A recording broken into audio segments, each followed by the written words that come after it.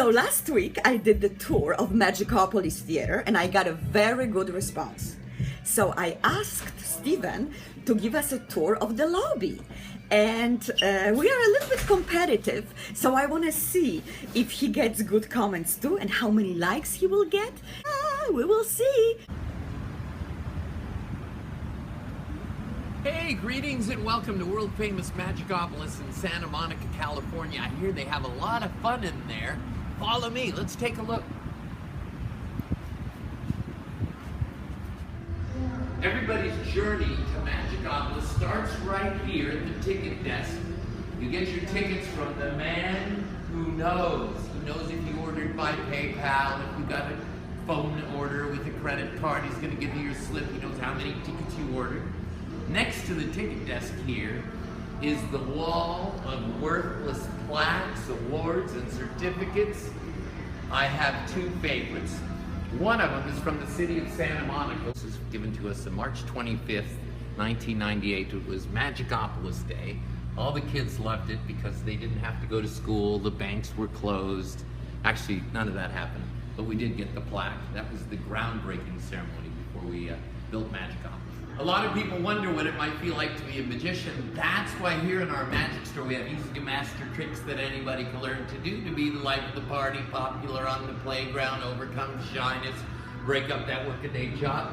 Before every show, the under 21 set, they gather around in the magic store here and they see popular favorites demonstrated like the magic coloring book. Oh, I am on the floor in front of the magic shop here at Magicopolis. This is where Penn and Teller put their hand and footprints in cement. You can see how big Penn's hands are. Teller, over on this side, it looks like he has a funky finger. Really, his fingers were crossed like this, wishing good luck to Magicopolis. That's when he put his hand in there. The toes of Penn and Teller are a little bit hidden by the display case here, but this right there is Teller's big toe, and I can tell by the impression he had a blister that day. And a lot of the older kids like the Svengali deck, scotch and soda tricks like that. And while they're fooling around with the demonstrator in the magic store, their parents and all the adults are over there in the bar quaffing fine wine and beer while we demonstrate sleight of hand. I'm going to take you over to the bar in just a second to see what it looks like over there. Throughout Magicopolis, we have a lot of images of famous magicians from the late 1800s and early 1900s. This is Keller. This poster was done in around 1920. This is Carter, who was also in his era and was more of a world touring magician as opposed to a domestic performer like Keller was. In my abstract little brain, when I coined the name Magicopolis, to me it meant City of Magic. And when I designed the complex here, I wanted to be, at least in an abstract way, a city. I got these Dutch street lamps, which I really love. I also left the ground cement. I didn't put any carpeting or anything. I wanted it to feel like a street. And if you follow me, you'll notice that I have a couple of square edges like they might be buildings there. And the entrance to the theater, you'll see even a rooftop there, kind of like a French rooftop. I wanted to have a centerpiece, something that would catch your eye, and that's why I came up with this sculpture. On the bottom, you see the chair is balanced on two legs. On top of that's balanced the TV. On top of that, the bowling ball. On top of that, the sword. And on the tip of the sword, this girl balances very precariously, but you don't have to worry, she's not a real girl. This chandelier came from a Hollywood prop house.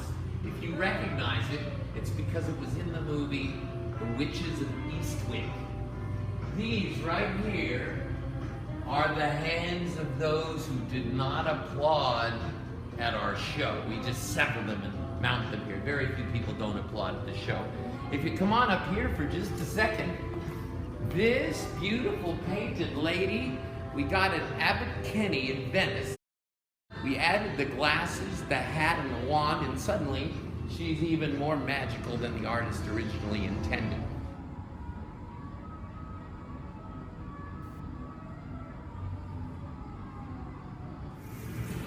This little Houdini corner has a lot of images of our famous escapologist. This painting right here is a portion of a much larger painting that I painted when we were building Magicopolis to relax. I did some oil painting, and this one tiny section of the oil painting was the only part that I really liked. So I took a razor blade and I cut just this one part out of the canvas. And you can see there's the lock, he's in a box there, and there's the rope. In the original painting, this box was whole, and it depicted that box being thrown over the pier into the ocean. But like I say, just this one little section I like the best. This is a little wall of Penn and Teller memorabilia. These are props from Penn and Teller. They broke through this brick wall. There's some pieces up at the top that you can see that were puzzle pieced in here, covering the brick wall, and when they burst through, this was the silhouette of Penn, and there was of course the silhouette of Teller. This is a big article about the opening of Magicopolis when Penn and Teller did the show here. This was the invitation to, if you were lucky enough to get this invite, you would have been here at the opening of Magicopolis. In an earlier Dressing Room Confessions episode, Bozina showed you the brick wall, or the windows that were filled in with bricks that had celebrity signatures. At that time, the camera had not been invented yet. But since then, we've taken photos of various celebrities that have attended our shows.